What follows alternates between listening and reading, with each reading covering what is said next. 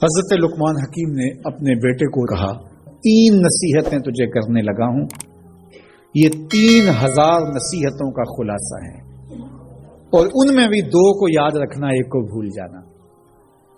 تو بیٹا ہمہ تنگوش ہو گیا، تو حضرت لقمان بولے جو نیکی کی ہے اس کو بھول جانا، جو نیکی کی ہے اس کو بھول جانا، اور موت کو اور اپنے رب کو یاد رکھنا۔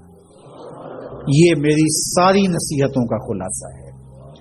جو نیکی کی ہے وہ بھول جانا، چاہے وہ کسی شخص کے ساتھ کی ہے، چاہے وہ نیکی عبادت کی صورت میں ہے، چاہے وہ ریاضت کی شکل میں ہے، خدمت انسانی ہے، کسی رشتہ دار کے ساتھ نیکی کی ہے، تو کہا بھول جانا جس طرح کی ہوئی نہیں ہے۔ حضرت معاذ بن جبل رضی اللہ تعالیٰ عنہ حضور کے روضہ انور کے سامنے بیٹھ کے رو رہے تھے۔ حضرت عمر گزرے تو پوچھا اے معاذ کیوں رو رہے ہو؟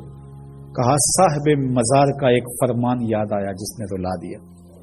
کہا وہ کیا فرمان ہے؟ کہا ایک دن حضور نے کہا تھا ادنا سی ریا بھی شرک ہے، تھوڑی سی ریاکاری بھی شرک ہے۔ اللہ صرف اس عمل کو قبول کرتا ہے جو محض اس کے لیے کیا جائے۔ تو نیکی خالص اللہ کے لیے کریں گے تو قابل قبول ہے۔ اللہ تعالیٰ غیرت والا ہے، وہ کسی اور کو اپنے ساتھ شریک ہونا پسند نہیں کرتا۔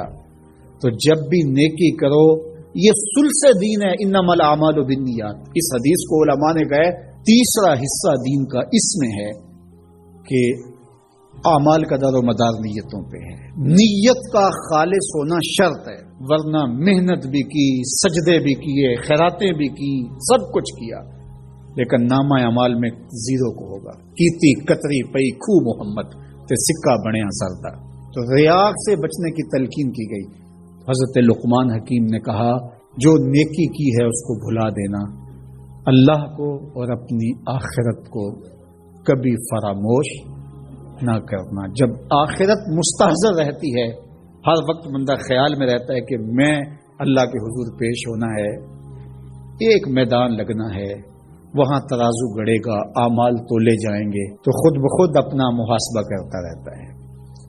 یہاں وہ کچہری خرید سکتا ہے، عدالتیں خریدی جا سکتی ہیں، تھانے یہاں بک جاتے ہیں، یہاں منصف بک جاتے ہیں، لیکن وہاں اللہ کی پولیس نہیں بکے گی، وہاں کے تفتیشی نہیں بکیں گے، وہاں کے تھانے، وہاں کی کچہریاں نہیں بکیں گی، وہاں ترازو پورا وزن تولے گا۔